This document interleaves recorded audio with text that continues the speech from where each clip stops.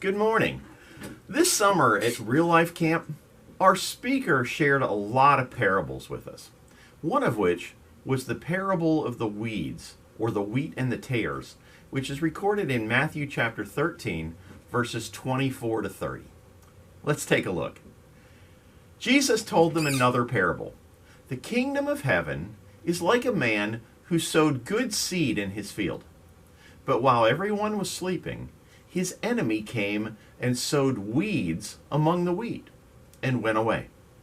And when the wheat sprouted and formed heads, then the weeds also appeared. The owner's servants came to him and said, "Sir, didn't you sow good seed in your field?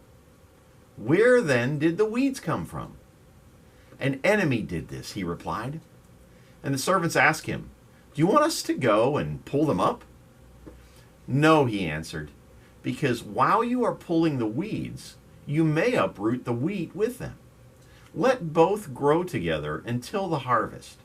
At that time, I will tell the harvesters, first, collect the weeds and tie them in bundles to be burned.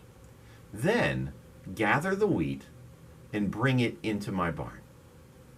As we look at this parable, we see that removing the weeds, or the ungodly, from the wheat, the godly, is not our job. Our job is to concentrate on cultivating wheat, and then let God do the dividing. Why is that? Because the roots of both plants, or the roots of both kinds of lives, will have become so closely entwined that even if you could differentiate between the two, you would end up uprooting the wheat with the weeds, killing both. You would uproot the wheat that was planted and would mature later. Plus, some of the wheat that has not yet formed heads of grain, you might confuse for weeds.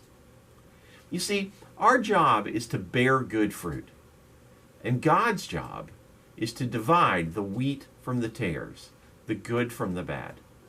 So our word for you today on this Monday morning is this: leave the judging to God. Have a great week, and I will see you on Friday with more from the word for you today.